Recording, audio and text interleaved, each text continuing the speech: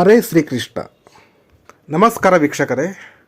ನೋಡಿ, ಇವತ್ತಿನ ಈ ಒಂದು ವಿಡಿಯೋದಲ್ಲಿ ನಾವುಗಳು ಆಂಜನೇಯ ಸ್ವಾಮಿಯ ಹನುಮಾನ್ಜಿ ಅಂದರೆ ಆಂಜನೇಯ ಸ್ವಾಮಿಯ ಒಂದು ರಕ್ಷಾ ಮಂತ್ರದ ಬಗ್ಗೆ ತಿಳಿದುಕೊಳ್ಳೋಣ. ತುಂಬ ಪವರ್ಫುಲ್ ಆಗಿರ್ತಕ್ಕಂಥ ಒಂದು ಮಂತ್ರ ಇದು. ಹಾಗೆ ತುಂಬ ಸಿಂಪಲ್ ಆಗಿರ್ತಕ್ಕಂಥ ಒಂದು ಮಂತ್ರ ಇದು. ನೋಡಿ, ಆಂಜನೇಯ ಸ್ವಾಮಿಯ ಮಂತ್ರ ಅಂದರೆ ನಿಮಗೆ ಆಲ್ರೆಡಿ ಗೊತ್ತಾಗಿರುತ್ತೆ ಎಷ್ಟು ಪವರ್ಫುಲ್ ಆಗಿರ್ತಕ್ಕಂತಹ ಒಂದು ದೇವರಿದು, ಎಷ್ಟು ಪವರ್ಫುಲ್ ಆಗಿರ್ತಕ್ಕಂಥ ಒಂದು ಮಂತ್ರ ಇದು ಅಂತ ಅಂದ್ಬಿಟ್ಟು. ಹಾಗಾಗಿ ಈ ಆಂಜನೇಯ ಸ್ವಾಮಿಯ ಒಂದು ಭಕ್ತರಿದ್ದರೆ ಅವ್ರಿಗೆ ತುಂಬ ಅನುಕೂಲ ಆಗುತ್ತೆ. ಈ ಒಂದು ರಕ್ಷಾ ಮಂತ್ರವನ್ನು ಅವರು ಜಪ ಮಾಡಿ ಸಿದ್ಧಿ ಮಾಡ್ಕೊಳ್ಳೋದ್ರಿಂದ ಅವ್ರಿಗೆ ತುಂಬ ಸಹಾಯ ಆಗುತ್ತೆ. ನೋಡಿ, ಆಂಜನೇಯ ಸ್ವಾಮಿಯ ಅವತಾರ ಬಂದ್ಬಿಟ್ಟು ಶಿವನ ಅವತಾರ, ಈಶ್ವರನ ಒಂದು ಅವತಾರ. ಶಿವನ 12ನೆಯ ಅವತಾರ ಬಂದು ಆಂಜನೇಯ ಸ್ವಾಮಿ. ಹಾಗೆ ಈ ಆಂಜನೇಯ ಸ್ವಾಮಿ ರಾಮನ ಭಕ್ತ, ಅದು ನಿಮಗೆಲ್ಲ ಗೊತ್ತಿರ್ತಕ್ಕಂಥ ವಿಷಯ. ಇಲ್ಲಿ ಒಂದು ವಿಪರ್ಯಾಸ ಇದೆ. ಏನಪ್ಪ ಅಂತಂದರೆ, ಈ ವಿಷ್ಣುವಿನ ಅವತಾರ ಬಂದ್ಬಿಟ್ಟು ಪರಶುರಾಮರು. ಈ ಪರಶುರಾಮರು ಬಂದ್ಬಿಟ್ಟು ಶಿವನ ಪರಮ ಭಕ್ತರು. ಅದೇ ಥರನೇ ವಿಷ್ಣುವಿನ ಅವತಾರ ಆಗಿರ್ತಕ್ಕಂತಹ ಪರಶುರಾಮರು ಈಶ್ವರನ ಭಕ್ತರು. ಹಾಗೆ ಈಶ್ವರನ ಅವತಾರ ಆಗಿರ್ತಕ್ಕಂತಹ ಆಂಜನೇಯ ಸ್ವಾಮಿ ರಾಮನ ಭಕ್ತ, ಅಂದರೆ ವಿಷ್ಣುವಿನ ಅವತಾರ ಆಗಿರ್ತಕ್ಕಂತಹ ರಾಮನ ಭಕ್ತ. ನೋಡಿ, ಈ ತ್ರಿಮೂರ್ತಿಗಳಲ್ಲಿ ಯಾವುದೇ ರೀತಿ ಭೇದ ಭಾವ ಇಲ್ಲ. ಆದರೆ ನಾವು ಮನುಷ್ಯರು ಭೇದ ಭಾವ ಮಾಡ್ಕೊಳ್ತೀವಿ. ಶೈವರು, ಶಾಕ್ಯರು ಮತ್ತು ವೈಷ್ಣವರು, ಈ ರೀತಿಯೆಲ್ಲ ನಾವು ಭೇದ ಭಾವ ಮಾಡ್ಕೊಳ್ತೀವಿ. ಆದರೆ ದೇವರುಗಳಲ್ಲಿ ಯಾವುದೇ ರೀತಿ ಭೇದ ಭಾವ ಇಲ್ಲ. ಇದಕ್ಕೆ ಈ ಒಂದು ನಿದರ್ಶನವೇ ಸಾಕ್ಷಿ. ನೋಡಿ, ಈ ಒಂದು ಆಂಜನೇಯ ಸ್ವಾಮಿಯ ರಕ್ಷಾ ಮಂತ್ರವನ್ನು ನೀವು ಜಪ ಮಾಡಿ ಸಿದ್ಧಿ ಮಾಡಿಕೊಂಡು ನೀವು ರಕ್ಷಣೆಯನ್ನು ತಗೊಂಡ್ರೆ ನಿಮಗೆ ಯಾವುದೇ ಮಾಟ ಮಂತ್ರದ ವಾಮಾಚಾರದ ಪ್ರಯೋಗಗಳಾಗಿದ್ದರೆ ಅದು ಯಾವುದೂ ಸಹ ನಿಮಗೆ ನಾಟೋದಿಲ್ಲ. ಹಾಗೆ ಭೂತ ಪ್ರೇತ ಪಿಶಾಚಿಗಳ ಕಾಟ, ಬಾಧೆ, ತೊಂದರೆ ನಿಮಗೆ ಆಗೋದಿಲ್ಲ. ಹಾಗೆ ನಿಮ್ಗೆ ಯಾರಾದರೂ ಶತ್ರುಗಳಿದ್ದರೆ, ಹಿತಶತ್ರುಗಳು ಅಥವಾ ಹೊರಗಿನ ಶತ್ರುಗಳಿದ್ದರೆ ಆ ಒಂದು ಶತ್ರುಗಳಿಂದಲೂ ಸಹ ನಿಮಗೆ ರಕ್ಷಣೆ ಸಿಗುತ್ತೆ. ಅಷ್ಟು ಪವರ್ಫುಲ್ ಆಗಿರ್ತಕ್ಕಂಥ ಒಂದು ಮಂತ್ರ ಇದು. ಹಾಗೆ ನಿಮಗೇನಾದರೂ ಗ್ರಹಚಾರ ಕೆಟ್ಟಿದ್ರೆ, ಅಂದರೆ ನಿಮ್ಮ ಗ್ರಹಕತೆಯಲ್ಲಿ ನವಗ್ರಹಗಳ ಒಂದು ಸಮಸ್ಯೆ, ಬಾಧೆ, ತೊಂದರೆ, ಪೀಡೆ ಇದ್ದರೆ ಅದು ಸಹ ಈ ಒಂದು ಮಂತ್ರವನ್ನು ಜಪ ಮಾಡೋದ್ರಿಂದ ನವಗ್ರಹಗಳಿಂದ ಆಗ್ತಾ ಇರ್ತಕ್ಕಂಥ ಒಂದು ಸಮಸ್ಯೆ ಕೂಡ ನಿಮಗೆ ನಿವಾರಣೆಯಾಗಿ ನಿಮ್ಮ ಸಮಯ ಸರಿ ಹೋಗುತ್ತೆ. ಆ ರೀತಿ ಒಂದು ಪವರ್ಫುಲ್ ಆಗಿರ್ತಕ್ಕಂಥ ಒಂದು ಶಾಬರ ಮಂತ್ರ ಇದು.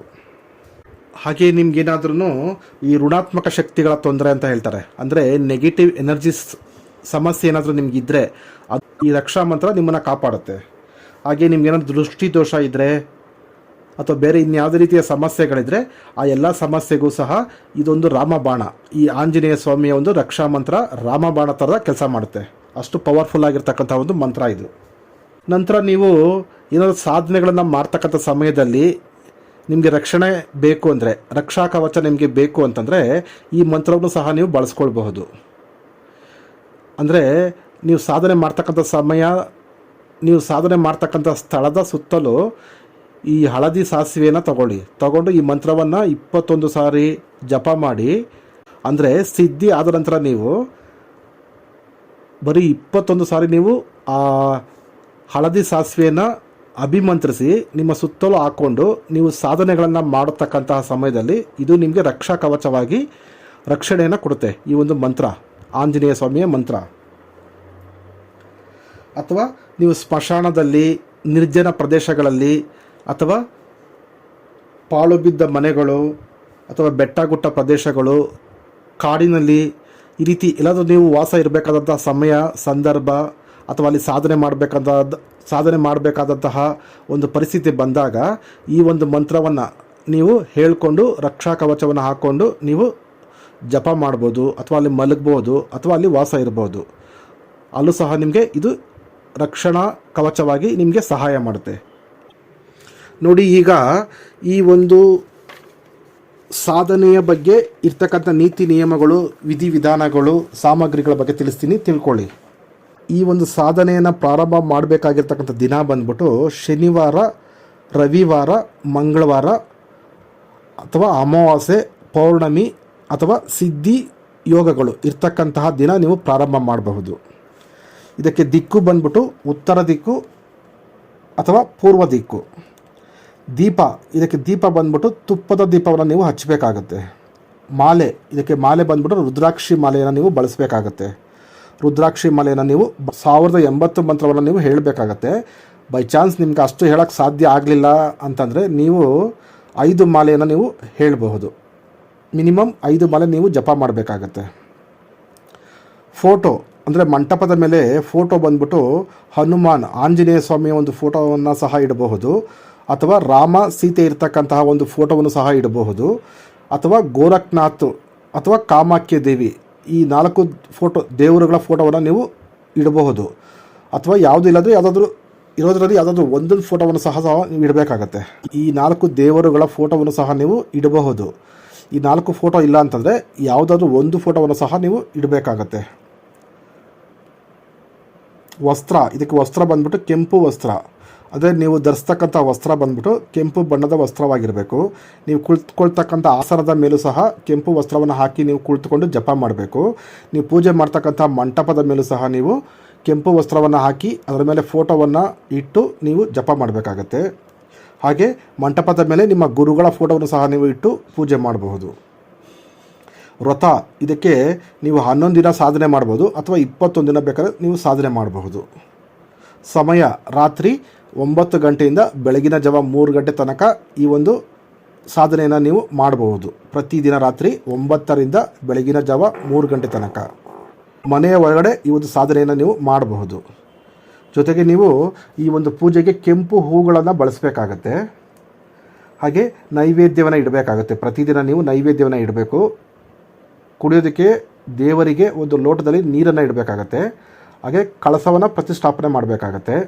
ನೈವೇದ್ಯ ಬಂದ್ಬಿಟ್ಟು ಲಡ್ಡು ಇಟ್ಟರೆ ತುಂಬ ಇಷ್ಟ. ಅಂದರೆ ಆಂಜನೇಯಂಗೆ ಲಡ್ಡು ಅಥವಾ ಉದ್ದಿನ ವಡೆ ಇವೆಲ್ಲ ತುಂಬ ಇಷ್ಟವಾಗಿರ್ತಕ್ಕಂಥ ಆಹಾರ. ಅವನ್ನ ಬೇಕಾದ್ರೆ ನೀವು ನೈವೇದ್ಯವಾಗಿ ಇಡಬಹುದು. ಸಾಧ್ಯವಾಗದಿದ್ದರೆ ನಿಮ್ಗೇನು ಸಾಧ್ಯ ಇದೆಯೋ ಅದನ್ನೇ ಬೇಕಾದ್ರೆ ನೀವು ಇಡಿ, ತೊಂದರೆ ಇಲ್ಲ. ಆಮೇಲೆ ಇದಕ್ಕೆ ಬೇಕಾಗಿರ್ತದೆ ಸಾಮಗ್ರಿಗಳ ಬಗ್ಗೆ ತಿಳ್ಕೊಳ್ಳಿ.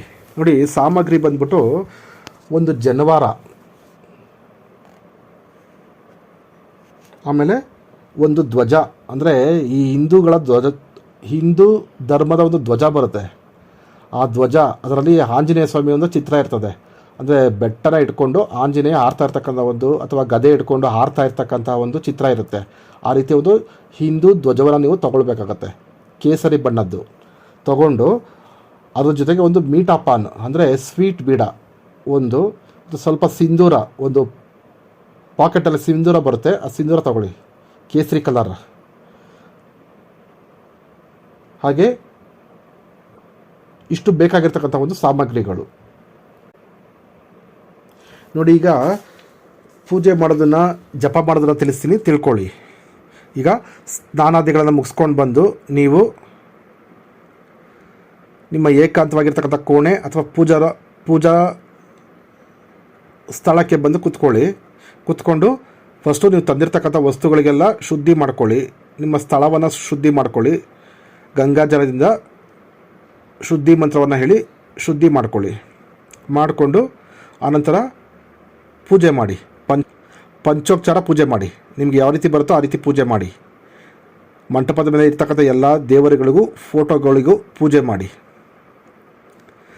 ಆ ಮಂಟಪದ ಮೇಲೆ ನಿಮ್ಮ ಇಷ್ಟ ದೇವರ ಫೋಟೋವನ್ನು ಸಹ ಇಡಬಹುದು, ಅಥವಾ ನಿಮ್ಮ ಮನೆ ದೇವರು, ಕುಲದೇವರು ಅವರ ಫೋಟೋವನ್ನು ಸಹ ಇಟ್ಟು ಪೂಜೆ ಮಾಡಬಹುದು.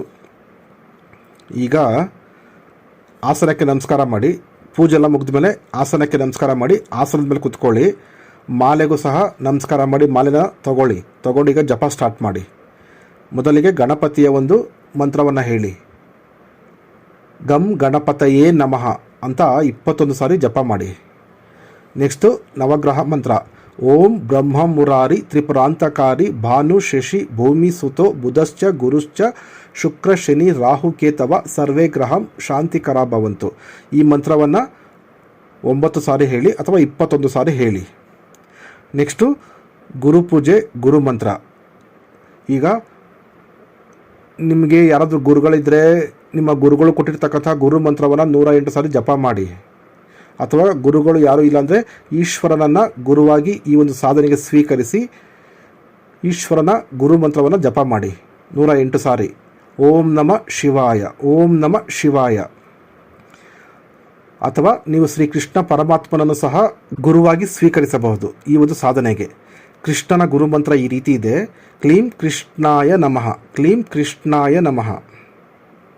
ಈಗ ಗುರುಮಂತ್ರ ಆಯಿತು. ಈಗ ಗುರು ಹತ್ರ ಆಜ್ಞೆ ತಗೊಳ್ಬೇಕು, ಆಶೀರ್ವಾದ ತಗೊಳ್ಬೇಕು. ಹಾಗೆ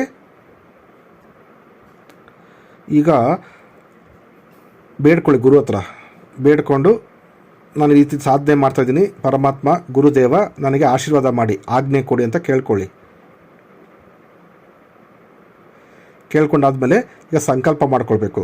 ನಿಮ್ಮ ಬಲಗೈ ಹಸ್ತದ ಮೇಲೆ ಸ್ವಲ್ಪ ನೀರನ್ನು ಹಾಕ್ಕೊಂಡು ಸಂಕಲ್ಪ ಮಾಡ್ಕೊಳ್ಳಿ. ನಿಮ್ಮ ಹೆಸರು, ನಿಮ್ಮ ಕುಲ, ಗೋತ್ರ, ವಯಸ್ಸು, ನಿಮ್ಮ ತಂದೆ ತಾಯಿ ಹೆಸರು, ನೀವು ವಾಸ ಇರ್ತಕ್ಕಂಥ ಸ್ಥಳದ ಹೆಸರು ಎಲ್ಲವನ್ನು ಹೇಳಿ. ಹಾಗೆ ಆವತ್ತಿನ ದಿನದ ರಾಶಿ, ನಕ್ಷತ್ರ, ವಾರ, ತಿಥಿ, ಗಳಿಗೆ, ಸಮಯ ಎಲ್ಲವನ್ನು ಹೇಳ್ಬಿಟ್ಟು ಸಂಕಲ್ಪ ಮಾಡಿಕೊಂಡು ಆ ನೀರನ್ನ ಅಲ್ಲೇ ಪಕ್ಕದಲ್ಲೇ ಭೂಮಿ ಮೇಲೆ ಬಿಟ್ಬಿಡಿ. ಬಿಟ್ಬಿಟ್ಟು ಕೈ ತೊಳ್ಕೊಳ್ಳಿ, ಕೈ ಒರೆಸ್ಕೊಳ್ಳಿ, ಮತ್ತು ಜಪಮಾಲೆನ ತಗೊಳ್ಳಿ.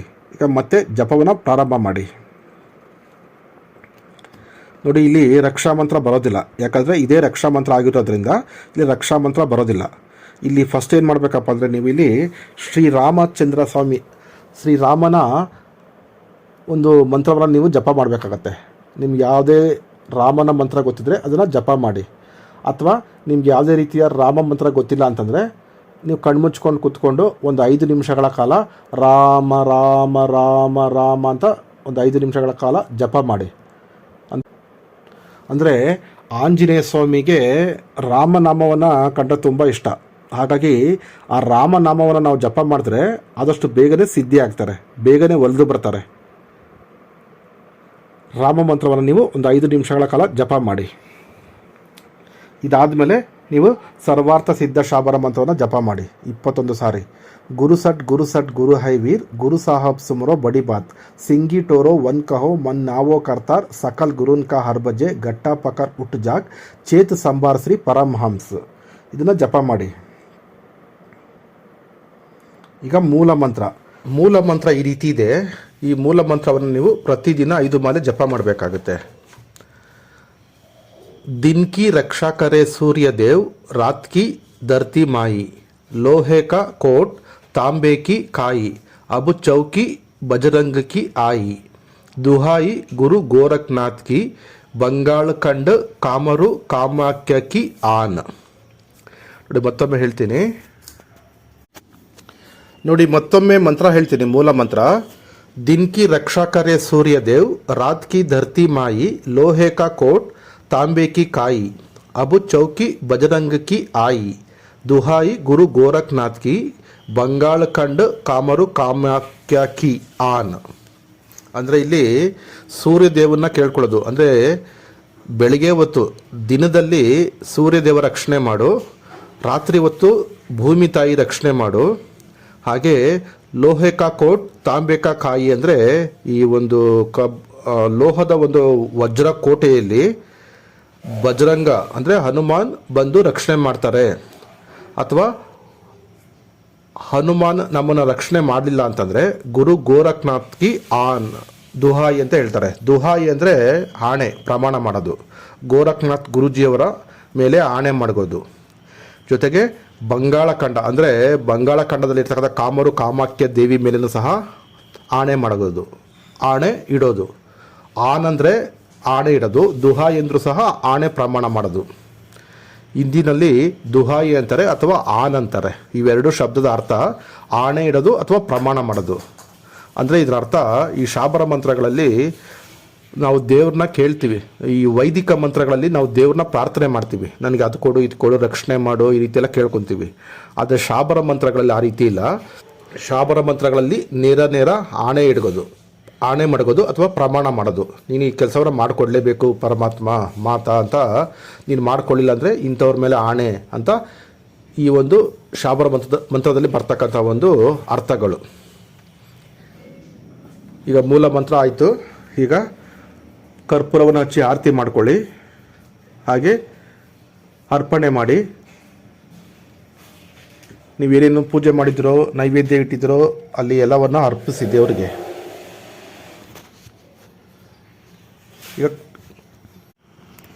ಈಗ ನೆಕ್ಸ್ಟ್ ಕ್ಷಮಾ ಪ್ರಾರ್ಥನೆ ಮಾಡ್ಕೊಳ್ಳಿ. ಈಗ ಈ ಒಂದು ಸಾಧನೆಯಲ್ಲಿ ಇರ್ತಕ್ಕಂತಹ ನಿಯಮಗಳು ಅಂದರೆ ಸೂಚನೆಗಳೇನಪ್ಪ ಅಂದರೆ, ಈ ಒಂದು ಸಾಧನೆಯನ್ನು ಮಾಡ್ತಕ್ಕಂಥ ಸಮಯದಲ್ಲಿ ನೀವು ಬ್ರಹ್ಮಚರ್ಯವನ್ನು ಪಾಲನೆ ಮಾಡಬೇಕು ಕಟ್ಟುನಿಟ್ಟಾಗಿ, ದೈಹಿಕವಾಗಿ ಮಾನಸಿಕವಾಗಿ. ಹಾಗೆ ಸಾತ್ವಿಕ ಆಹಾರವನ್ನು ಸೇವನೆ ಮಾಡಬೇಕು. ನೀವು ಫ್ರೀ ಇದ್ದಾವಾಗೆಲ್ಲ ಶ್ರೀರಾಮನಾಮ ಜಪವನ್ನು ನೀವು ಜಪಿಸ್ತಾ ಇರಬೇಕು. ಈ ರೀತಿ ನೀವು ಮಾಡ್ತಾ ಹೋಗ್ಬೋದು. ನೋಡಿ, ಈಗ ಪ್ರಯೋಗ ಮಾಡ್ತಕ್ಕಂಥ ಒಂದು ಕ್ರಮವನ್ನು ತಿಳಿಸ್ತೀನಿ. ಇದು ನೀವೇನು ಮಾಡಬೇಕಂದ್ರೆ, ಒಂದು ಜನಿವಾರ ತಗೊಳ್ಬೇಕು. ಆ ಜನಿವಾರವನ್ನು ತಗೊಂಡು ಆ ಜನಿವಾರವನ್ನು ಬಿಚ್ಚಿ ಈ ಮಂತ್ರವನ್ನು ಹೇಳಿ, ಅಂದರೆ 21 ಸಾರಿ ಈ ಮಂತ್ರವನ್ನು ಆ ಜನಿವಾರಕ್ಕೆ ಹೇಳಿ ಅಭಿಮಂತ್ರಿಸಿ ಒಂದೊಂದು ಗಂಟೆ ಹಾಕ್ತಾ ಹೋಗಬೇಕು. ಅಂದರೆ 21 ಗಂಟೆ ಹಾಕ್ಬೋದು, ಅಥವಾ ತುಂಬ ಸಮಸ್ಯೆ ಇದ್ದರೆ 108 ಗಂಟೆ ಹಾಕಬೇಕಾಗತ್ತೆ. ಆ ಜನಿವಾರದ ದಾರವನ್ನು ಒಂದು ಗಂಟು ಹಾಕೋದು, ಒಂದು ಮಂತ್ರ ಹೇಳೋದು, ಒಂದು ಗಂಟು ಹಾಕೋದು, ಒಂದು ಮಂತ್ರ ಹೇಳೋದು. ಈ ರೀತಿ 108 ಮಂತ್ರವನ್ನು ಹೇಳಿ 108 ಗಂಟುಗಳನ್ನು ಹಾಕಿ ಬಿಗಿದು ಆ ದಾರವನ್ನು ಯಾರಿಗೆ ಸಮಸ್ಯೆ ಇರುತ್ತೆ ಅಥವಾ ನಿಮಗೆ ಸಮಸ್ಯೆ ಇತ್ತು ಅಂದರೆ ನೀವೇ ಕಟ್ಕೊಳ್ಬೋದು, ಅಥವಾ ಬೇರೆ ಯಾರಿಗಾದ್ರೂ ಸಮಸ್ಯೆ ಇತ್ತು ಅಂದರೆ ಅವ್ರಿಗೂ ಸಹ ಕಟ್ಬೋದು. ಅಂದರೆ ಕತ್ತಿಗೆ, ಕೊರಳಿಗೆ ಕಟ್ಕೊಳ್ಬೋದು, ಕುತ್ತಿಗೆಗೆ, ಕೈಗೆ ಕಟ್ಕೊಳ್ಬೋದು,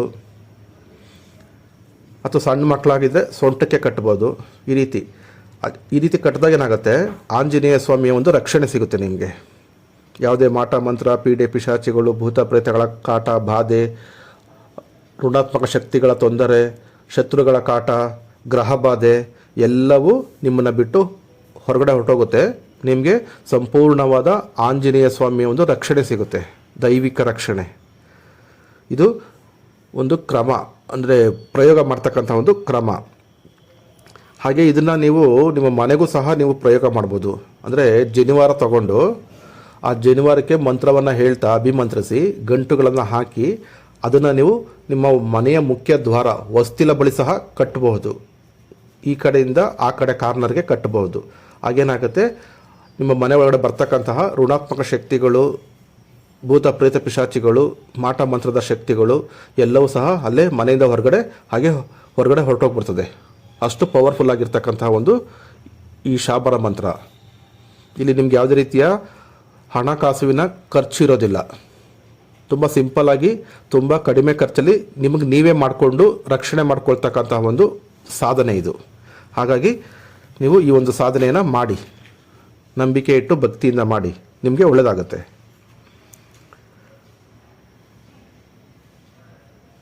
ಆಮೇಲೆ ಇನ್ನೊಂದು, ಕೊನೆಯಲ್ಲಿ ನೀವು ಕೊನೆ ದಿನ ನೀವು ಇದಕ್ಕೆ ಹವನ ಬೇಕಾದ್ರೂ ಮಾಡ್ಬೋದು. ಹವನ ಮಾಡಿ 108 ಮಂತ್ರವನ್ನು ಹೇಳಿ ಆಹುತಿ ಕೊಡ್ಬೋದು. ನಂತರ ಈ ಗ್ರಹಣದ ಕಾಲದಲ್ಲೂ ಸಹ ಈ ಮಂತ್ರವನ್ನು ನೀವು ಜಪ ಮಾಡಿ ಸಿದ್ಧಿ ಮಾಡ್ಕೊಳ್ಬಹುದು. ಅನಂತರ ನೀವು ಕೊನೆ ದಿನ ಏನು ಮಾಡಬೇಕಂತಂದರೆ, ಆಂಜನೇಯ ಸ್ವಾಮಿಗೆ ಹೋಗಿ ದೇವಸ್ಥಾನಕ್ಕೆ ಹೋಗಿ ಪೂಜೆ ಮಾಡಿಸ್ಕೊಂಬರ್ಬೇಕಾಗತ್ತೆ. ಅಂದರೆ ಒಂದು ತಟ್ಟೆನಲ್ಲಿ ಒಂದು ಧ್ವಜ ಬರುತ್ತೆ. ಅಂದರೆ ಹಿಂದೂಗಳು, ನಮ್ಮ ಹಿಂದೂ ಸಂಪ್ರದಾಯ, ನಮ್ಮ ಹಿಂದೂ ಧರ್ಮದ ಒಂದು ಧ್ವಜ ಬರುತ್ತೆ, ಕೇಸರಿ ಬಣ್ಣದ್ದು. ಆ ಧ್ವಜ ಮತ್ತು ಒಂದು ಮೀಠಾಪಾನ್ ಅಂದರೆ ಸ್ವೀಟ್ ಬೀಡ, ಆನಂತರ ಸಿಂಧೂರ ಮತ್ತು ಒಂದು ಜನಿವಾರ, ಇಷ್ಟನ್ನು ಮತ್ತು ಪೂಜೆ ಸಾಮಾನು ಇಷ್ಟನ್ನು ಒಂದು ತಟ್ಟೆನಲ್ಲಿ ಇಟ್ಟು ಆಂಜನೇಯ ಸ್ವಾಮಿ ದೇವಸ್ಥಾನಕ್ಕೆ ಹೋಗಿ ಪೂಜೆ ಮಾಡಿಸಿ, ಮತ್ತು ಲಡ್ಡು ಕೊಡಬೇಕಾಗತ್ತೆ, ಒಂದು 5 ಲಡ್ಡು ಇಷ್ಟನ್ನು ಇಟ್ಟು ಕೊಡಬೇಕಾಗತ್ತೆ. ಎಲ್ಲವನ್ನು ಅಲ್ಲೇ ದೇವರಿಗೆ ಕೊಟ್ಬಿಟ್ಟು ಅಲ್ಲೂ ಸಹ ಮಂತ್ರ ಜಪವನ್ನು ಮಾಡಿ ಆ ಜನಿವಾರ ಇರ್ತದಲ್ವಾ, ಆ ಜನಿವಾರವನ್ನು ಅಲ್ಲೇ ದೇವಸ್ಥಾನದಲ್ಲಿ ಕುತ್ಕೊಂಡು ಅಭಿಮಂತ್ರಿಸಿ ಅದಕ್ಕೆ ಗಂಟುಗಳನ್ನು ಹಾಕಿ, ಒಂದೊಂದು ಗಂಟೆಗೆ ಒಂದೊಂದು ಮಂತ್ರವನ್ನು ಹೇಳಿ ಅಭಿಮಂತ್ರಿಸಿ ಗಂಟುಗಳನ್ನು ಹಾಕಿ ಅದನ್ನು ತಂದು ನೀವು ಕಟ್ಕೊಳ್ಬಹುದು. ತುಂಬ ಪವರ್ಫುಲ್ ಆಗಿರ್ತದೆ, ತುಂಬ ಸ್ಟ್ರಾಂಗಾಗಿ ಕೆಲಸ ಮಾಡುತ್ತೆ.